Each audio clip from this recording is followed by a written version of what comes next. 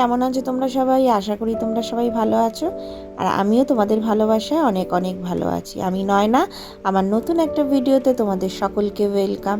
তা সকালবেলা আজকে হচ্ছে বৃহস্পতিবার, সকাল সকাল ভিডিওটা শুরু করে দিয়েছি। বৃহস্পতিবার মানে হচ্ছে প্রচুর কাজ। তা সকাল থেকেই চলো ভিডিওটা তোমরা দেখতে থাকো, আর আমার ভিডিওটা দেখার জন্য পুরো ভিডিওটাই জুড়ে থাকতে হবে। আশা করব তোমরা সবাই আমার পাশে থাকবে, সাথে থাকবে। তা চলো দেখতে থাকো। তো বুধবার থেকেই তো সারাদিন ধরে বৃষ্টি চলছে। তো বৃহস্পতিবার সকালবেলা ঘুম থেকে উঠে দেখি খুব বৃষ্টি হচ্ছে। মেয়েকে স্কুলে পাঠাতে পারলাম না, কারণ এত বৃষ্টির মধ্যে স্কুলে পাঠাবো না, তাই জন্য আর পাঠাইনি। আর এদিকে তোমার দাদা অফিসে বেরিয়ে গেছে, ও একটু লেট করে বেরিয়েছে। ও একটু ওয়েট করছিল যে ওর বৃষ্টিটা কমে গেলে তবে ও বেরোবে, কিন্তু বৃষ্টি যথারীতি কমেনি, ওকে ওইভাবেই বেরিয়ে যেতে হয়েছে। আর ও একটু লেট করেই বেরিয়েছে, ট্রেনটাও পায়নি। যাই হোক, ওরও অফিসে পৌঁছাতে একটু লেট হয়ে গেছে। আর এইদিকে মেয়ে ঘুমাচ্ছে, মেয়েকে ডাকিনি। আমি এদিকে কিছুটা কাজ এগিয়ে নিচ্ছি, কারণ বৃহস্পতিবার ঠাকুরের বাসনটা আগে মেজে নিচ্ছি, আর ঘরের কিছুটা কাজও করে নিয়েছি। আর বাইরে বৃষ্টি হচ্ছে বলে এই সব কাজগুলো, ঠাকুরের বাসন মাজা ঠাজা, এগুলো আমরা বাইরের দিকে একটা কল আছে ওখানে করি। কিন্তু যেহেতু বৃষ্টি হচ্ছে তাই আর ওখানে তো করা যাবে না, তাই বালতিতে করে জল এনে রেখে দিয়েছিলাম। তা এখানে বসেই ঠাকুরের বাসনগুলো ধুয়ে নিলাম। এদিকে বাড়িতে মাছ এসেছিলো, তাই বাড়িতে মাছ নিয়েছিলাম। এটা হচ্ছে শাটিন মাছ। আচ্ছা, মাছ নিয়ে একটু কথা বলে নিই। আমি যখন বিয়ে হয়ে এখানে আসি না, তখন আমি মাছ কাটতে পারতাম না। সত্যি মাছ কোনো দিনও বাড়িতে কাটিনি, মাছ কাটতেও পারতাম না। সুতরাং তার জন্য কিন্তু আমাকে অনেক কথা শুনতে হয়েছে। আমি জানি এটা অনেক মেয়ের লাইফেই ঘটে, যে কিছু না পারলে শ্বশুরবাড়িতে গিয়ে এটা নিয়ে অনেক কথা শুনতে হয়। আর আমি মাছটা কাটতে পারতাম না। আর দেখো, সবাইকে যে সব কাজ পারতে হবে এমন কোনো কথা নেই। আমি ভাবতাম যে আমি পারি না তো কী আছে, তা আমার বাড়িতে আমার অন্য লোকেরা তো পারে, সে নয় কাজটা করে নেবে, ভাগ করে কাজ করতে তো কোনো অসুবিধা নেই। আর সত্যি কথা বলতে কি, আমার মা কোনোদিনও মাছ ফাছ কাটায়নি। সেই সময় আমার পড়াশোনা নিয়ে আমি ব্যস্ত ছিলাম। এইদিকে আমাকে মাথা দিতেই হয়নি যে মাছ কাটাটা শিখতে হবে, আর মাছ কাটার প্রতি আমার আগাগোড়াই কোনো ইন্টারেস্ট ছিল না। কিন্তু যাই হোক, তোমরা আমার মাছ কাটাটা দেখে কি বুঝতে পারলে আমি মাছ কাটা শিখেছি? তো সব শ্বশুরবাড়িতে আসলে না সব কিছুই শিখে যাওয়া যায়, মানুষের কথাই মানুষকে শিখিয়ে দেয়। তা আমিও শিখে ফেলেছি মাছটা কাটতে। আর সকালবেলা ঘুম থেকে উঠে ওই মাছওয়ালা এসেছিলো, মাছ রেখে দিয়েছিলাম, সেই মাছগুলো কেটে ফেটে রেডি করে রেখে দিলাম ফ্রিজে। একদম নুন হলুদ মাখিয়ে একেবারে কী বলো তো, রান্নার সময় বার করবো আর রান্না করব। আর এদিকে ঘরে এসে তো দেখতেই পেলে মেয়ে ঘুমাচ্ছিল, ওকে টেনে তুললাম। ওকে টেনে না তুললেও উঠবে না। তোলার পর এদিকে বিছনাটা একটু পরিষ্কার করে নিচ্ছি, চাদরটা একটু ভালো করে মানে ঝেড়ে ঠেড়ে নিচ্ছি, কারণ এই চাদরটা না একটু সাইজে মানে ছোটো ছোটো আছে মনে হয়, বা কী জানি কীরকম ব্যাপার। চাদরটা যতই ভালো করে টান টান করে রাখি, কিন্তু একটা সাইড দিয়ে খুলে যায়, বুঝি না। যাই হোক, হয়তো সাইজে একটু ছোট আছে। আর এদিকে মেয়ে দাঁড়িয়েছিল, আমি ওকে বললাম দে একটুখানি বালিশগুলো, ও বালিশগুলো আমাকে দিচ্ছিল। তা আমি বালিশগুলো গুছিয়ে নিলাম।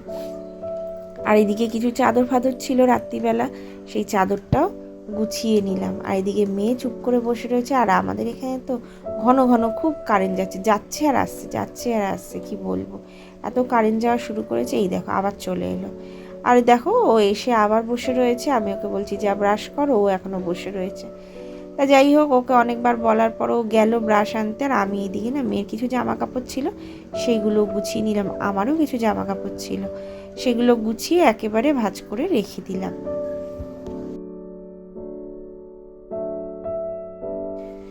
দেখো, বলতে বলতে কিন্তু আমার ভাঁজ করা হয়ে গেছে জামা কাপড়।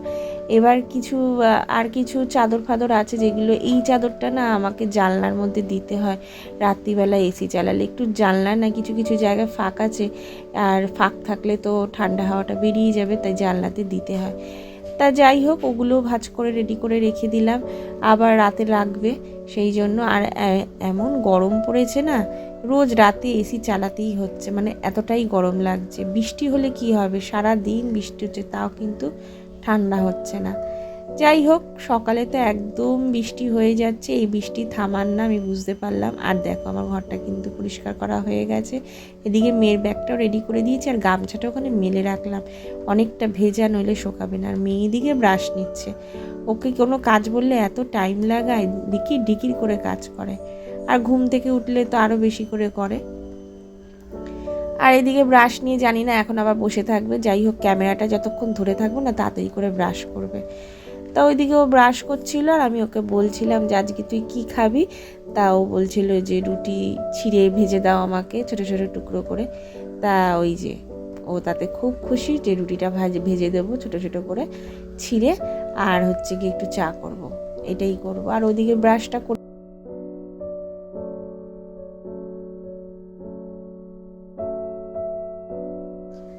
আর এদিকে এই ফুল গাছগুলো একটুখানি ময়লা হয়েছিল, ওগুলো একটু ঝেড়ে টেড়ে দিলাম। আর এদিকে বালতির মধ্যে একটু ফিনাইল দিয়ে একটু সার্ফ দিয়ে রেডি করে নিলাম, ঘরটা পুছবো। একটু সার্ফও দিয়েছি আজকে ফিনাইলের সাথে। আর এদিকে ও পড়তে বসে গেছে, ওকে বললাম তুই অঙ্ক কর, আমি ততক্ষণ ঘরটা পুছে ফেলি, ঘরটা পুছি ব্রেকফাস্ট করব।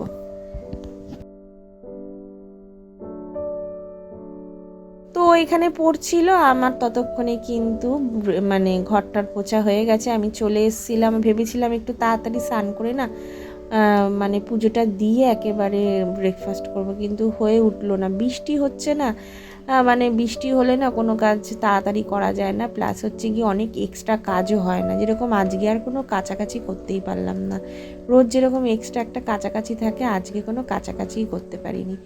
তাই এইদিকে দেখো ব্রেকফাস্ট করে কিন্তু আমরা চলে এসেছি। আমি মেয়ে ওখানে পড়ছে, এখানে ভাতটা বসিয়ে দেবো, মেয়ের আর আমার মতো ভাতটা করব। আর এইদিকে মাছের ঝোল, আর দেখি কি রান্না করি, চলো তোমাদের সাথে পুরোটাই শেয়ার করব।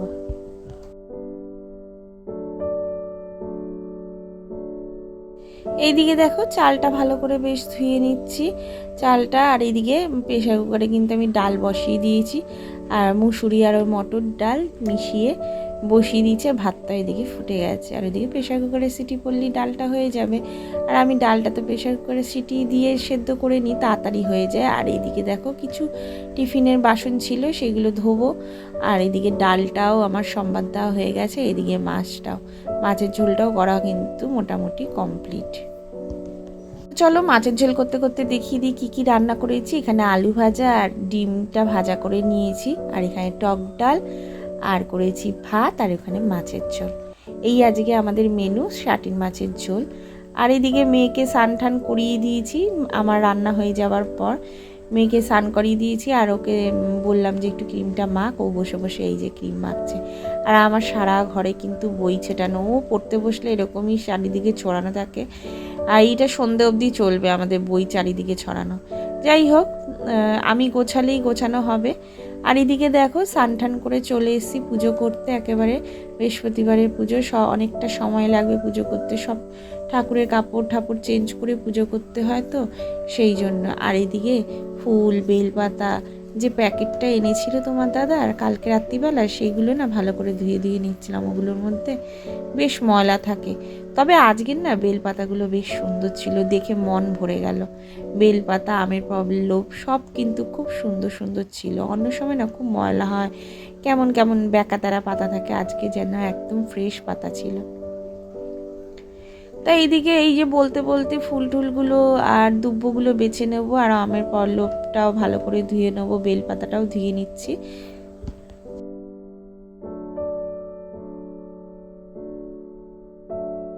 কি বলতো, বৃহস্পতিবারে পুজোটা না একটু ভালো করে পরিষ্কার করে ধুয়ে টুয়ে দিলে না মনটাই ভরে যায়। আর মানে যত সুন্দর করে পরিষ্কার করে দেবে তত পুজোটা দিতে ভক্তি আসে। তাই জন্য একটু টাইম নিয়ে হাতে সময় নিয়ে দিই। আর সত্যি কথা বলতে না আমার পুজো দিতে খুব ভাল লাগে, কী জানি কেন, পুজো দিতে বসলে আস্তে আস্তে টাইম নিয়ে পুজো দিতে আমার খুব ভাল লাগে। এমনি সময় তো রোজ মেয়েকে স্কুলে আনতে যাই বলে তাড়াহুড়োর মধ্যে পুজো দিই, বৃহস্পতিবারটা চাই একটু আস্তে ধীরে সময় নিয়ে পুজো দিতে। তাই বলতে বলতে এইদিকে আমি না দুব্ব আর হচ্ছে গিয়ে তুলসী পাতাগুলো পরিষ্কার করে বেছে নিচ্ছিলাম। দুব্বগুলো খুব একটা ভালো ছিল না, একটু হলুদ হলুদ ছিল, তো ওগুলো বেছে নিচ্ছিলাম। এদিকে পুজোটা কমপ্লিট হলেই না একেবারে মেয়েকে তাড়াতাড়ি করে খেতে দিয়ে দেবো। স্নান করে এসে না আমি না একটুও সময় পাই না, দেখো চুলটাও পর্যন্ত আঁচড়ানোর টাইম নেই। আমি কোনো রকম সামনে একটুখানি চুলটা আঁচড়াই, এসে সিঁদুরটা পরেই বসে যাই কাজগুলো করতে। আর এখন তো গিয়েই খেতে দিয়ে দিতে হবে, বেলা হয়ে যাচ্ছে, আজকে অনেকটা লেট হয়ে গেছে। মানে যখন পুজো দিতে বসি তখন প্রায় 1:30 বাজে, 1:30 থেকে প্রায় তো 2:15 অবধি সময় লেগে গেছে আমার পুজো দিতে।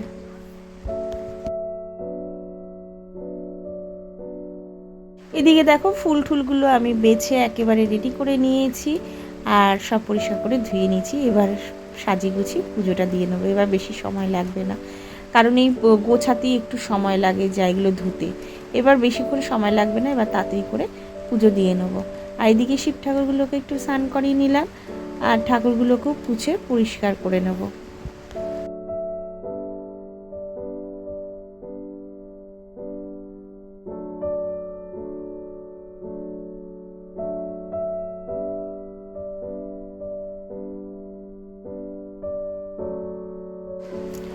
তো এইদিকে একটু গঙ্গা জলও ভালো করে ঠাকুরগুলোকে একটুখানি ধুয়ে দিচ্ছিলাম, শিব ঠাকুরগুলোকে একটু গঙ্গা জল দিয়ে সুন্দর করে।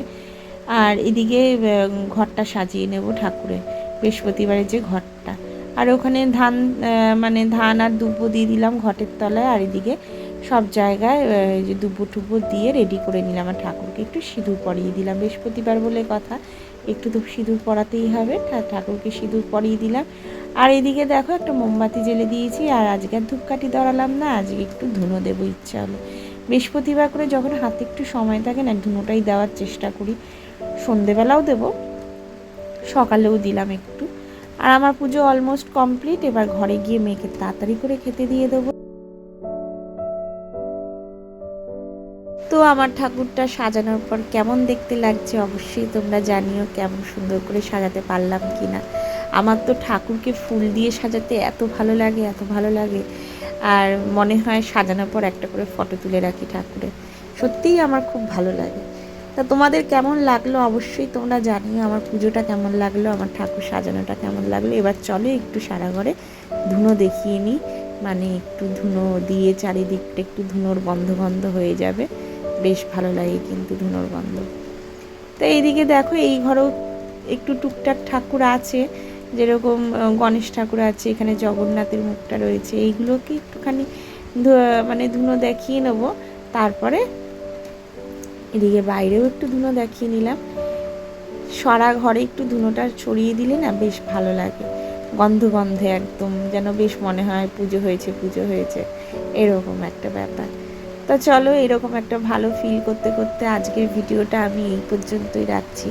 দেখা হবে নতুন একটা ভিডিওতে, ততক্ষণের জন্য তোমরা ভালো থেকো, সুস্থ থেকো। যারা যারা এখনো পর্যন্ত আমার চ্যানেলটাকে সাবস্ক্রাইব করোনি তারা অবশ্যই আমার চ্যানেলটাকে সাবস্ক্রাইব করে দিও, আর যারাদের আমার ভিডিওটা ভালো লাগবে তারা অবশ্যই একটু লাইক কমেন্ট করে দিও, আমার ভালো লাগবে, তোমাদের কমেন্ট করতে আমার খুব ভালো লাগে। ততক্ষণ টাটা।